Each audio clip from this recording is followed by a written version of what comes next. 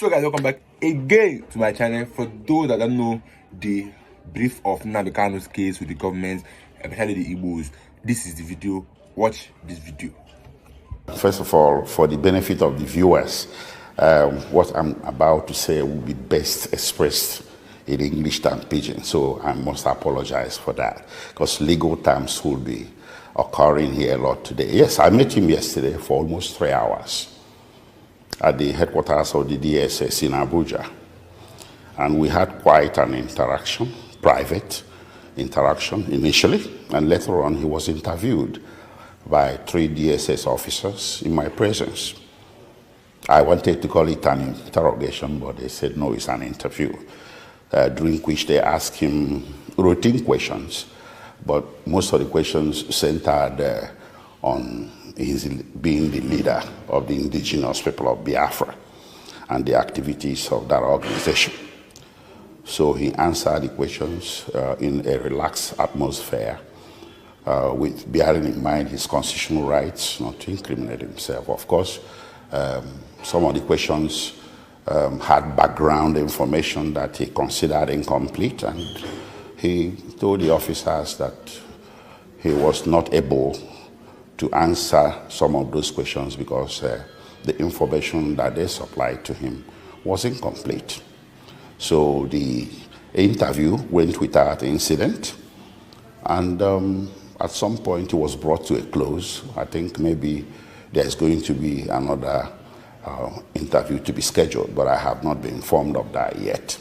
And you go there in that other interview, you go there with your client, Nnamdi Kanu, for those other interviews will go happen after today. Will you go? You go there with your client? Yes, I go there with her. Normally, his right to counsel has attached. So any further interview, whether it's called interview or interrogation, any interaction on the matter as to what he did or what he didn't do or the allegations can never occur without presence of counsel. If he does, he'll be tainted and he'll be inadmissible in court.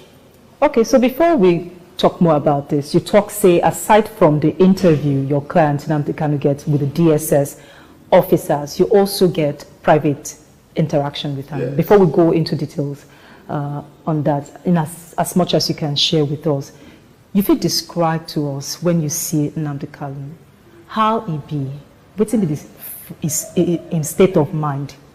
Well, his state of mind wasn't as sound as it should be. You know, if you listen to his broadcast, you would know that he's a historian. But when I was talking with him, he had trouble recalling the actual date he was abducted.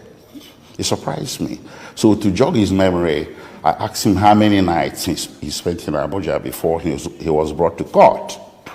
He told me 2 nights. So he was brought to court on Tuesday, the 29th June.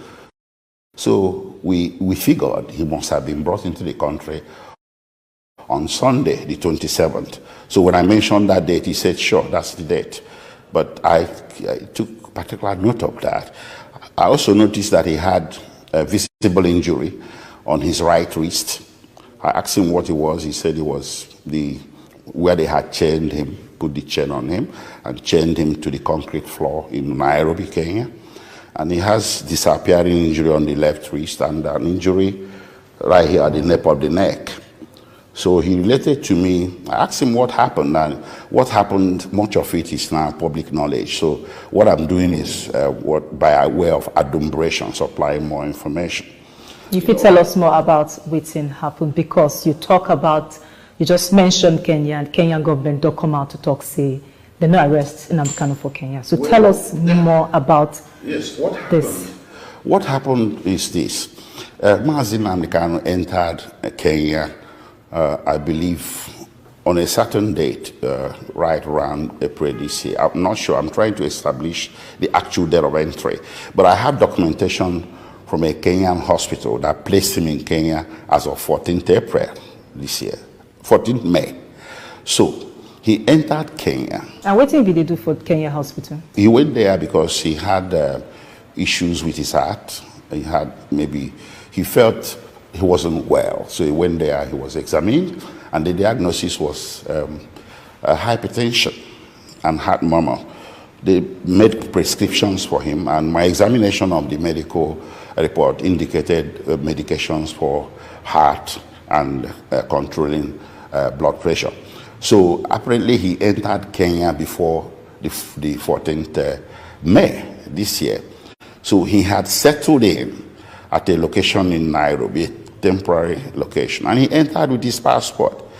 The biographic page of his passport was made available to me as of counsel, and the page bearing the stamp, the immigration stamp that admitted him to Kenya, was also made available to me. So I had irrebuttable evidence, independent of what he was going to tell me, that placed him in Kenya before the extraordinary rendition.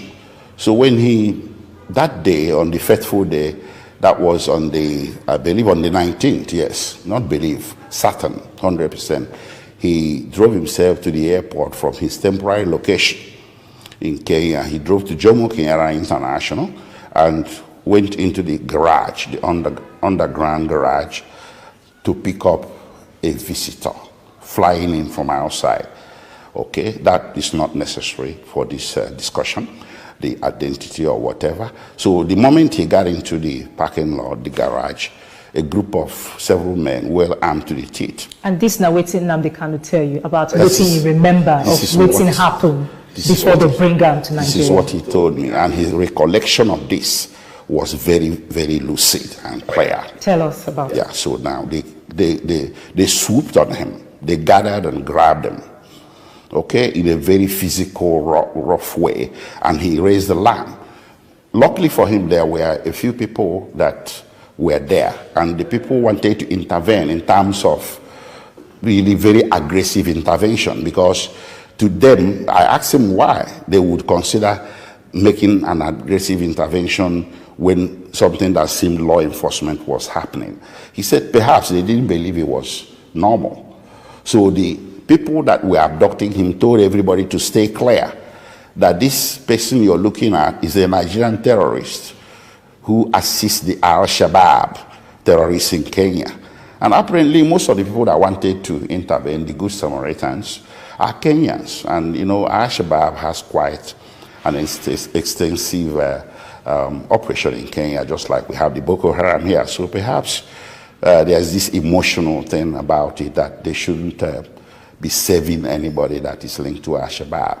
He said in that moment of indecision and maybe reluctance to further intervene, they grabbed him, put him in their car, and left, and took him to a private residence, not an official detention facility, where they chained him to the floor for most of the 8 days he spent there, and they really tortured him, thinking he was Al-Shabaab.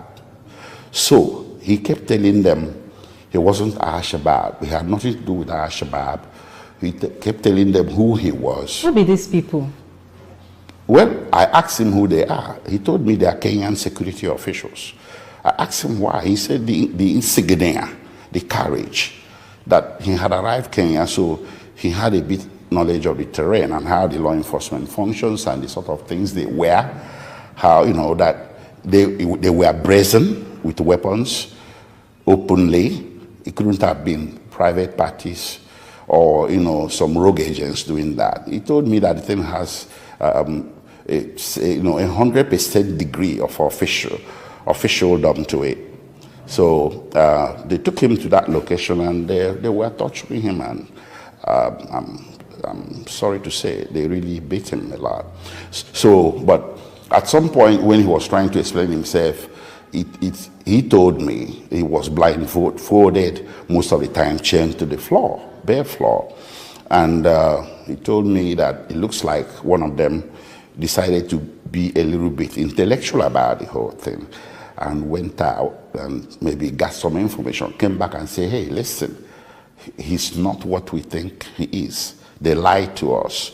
And that was when they disclosed to him that, listen, the real purpose of grabbing you was at the behest of the Nigerian government.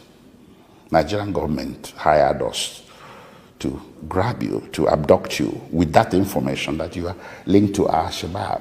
He said, okay, you gotta let me go. He said, no, no, no, no. We are committed already. We have to hand you over. But the Kenyan government don't clearly talk, say they don't get hand for this, and they don't arrest Nnamdi Kanu for the ground. And also the federal government never come out to talk anything about where your client, where they arrest your client from. Okay.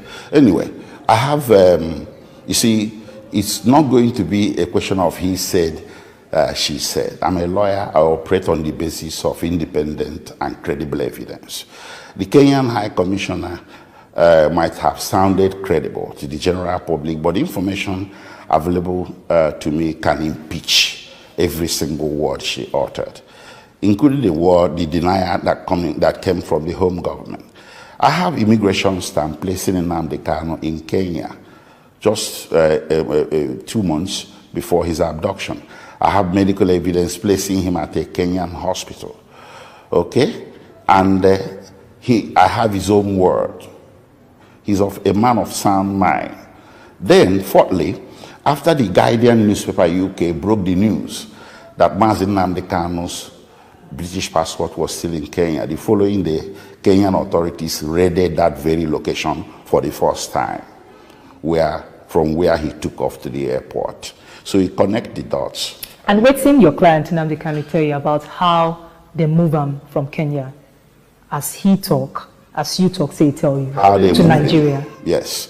You see, he said on the fateful day, that was the 27th on Sunday, 27 June, they drove him in a car to Jomo Kenyatta International Airport, blindfolded him, and bundled him inside a private jet, like a Learjet. I asked him if it's a Boeing 777, so whatever, or Airbus, the big ships. He said no, it's a normal private jet that you often would see some people owning private jet, that kind of size. And he was the lone passenger in that jet, in that plane, and he didn't clear immigration. They drove him straight, on the tarmac, straight to the plane, and very close to the plane, and put him inside the plane with Nigerian security officials, and left about 12 noon in the afternoon, and landed Nigeria same day in the evening, around something after 4 or to 5. You talk about the fact, say, you don't see your client. You talk about his physical and mental state. Tell us more about his mental state. You talk, say, he seemed to be like, say, he seemed to forget things. No, that's not what I mean. What I meant is this, that he appears like somebody who has been mentally traumatized. So he's unwilling to talk about one or two things until you prompt him. Like when I prompted him about the date, that's the conclusion I drew. How many nights he spent in Abuja. Is he afraid? No, he's not. He's traumatized. He has trauma. He has mental trauma and physical trauma. And the trauma continues because the first night he spent in Nigeria, he told me, in that one he did in the presence of DSS officers, when they asked him if he has concerns, certain concerns. He said yes. The first night he was brought to the facility, they put him in a room with a small old mattress and left a very bright light on throughout the night. So he had sleep deprivation of the extreme order. It was the following day, perhaps, maybe someone decided it shouldn't be this way. So they put him in a better place. So the trauma continues in terms of his being held incommunicado. He's not allowed to have contact, like you will expect of a detention facility, except with his visitors. And up to this moment, his visitors have only been lawyers. So how long it take for them to allow you and your other lawyers? Well, I've been trying to see him since Friday. I thought I was going to succeed on Tuesday. I didn't. So eventually I succeeded yesterday. So when I raised a bit of mild objection, the officer told me that it was a matter of inconvenience for them. No contact with family members? Not yet. I made requests for that yesterday. Make we talk about the trial where go begin again on the 26th of July. Yes. How prepared Unadi for that trial? Well, we are, but there's not going to be any trial. There's going to be trial within trial. What happened to Nnamdi Kanu is, by legal definition, worldwide legal definition, what is called extraordinary rendition. It's a state crime. It's a crime by the state. If a private individual abducts or violently and illegally seizes another individual, it's called kidnapping, and is a very, in some jurisdictions, is a capital offense. When state does it, it's called extraordinary rendition. That's what happened. So if you rendered or you renditioned a fugitive or a suspect, you have lost jurisdiction to try that suspect because you committed an international crime. You broke your own laws. You broke the laws of the third state from which territory you renditioned that individual. And you broke the laws of the second state of nationality of that individual. That is what is playing out here, because we have three divergent but also compliant jurisdictions. The three jurisdictions here, Nigeria, Kenya, and UK, their laws prohibit extraordinary rendition. The only legal pathway to grabbing a suspect from one jurisdiction to another for for UK, for Kenya and Nigeria is through extradition. It has a process. Nigeria has an Extradition Act, which you can find at the Laws of Federation of Nigeria, Chapter E25. Kenya has its own. It's called Extradition Commonwealth Countries Act. Britain has its own. The three laws are very similar. So there's no conflict of law here.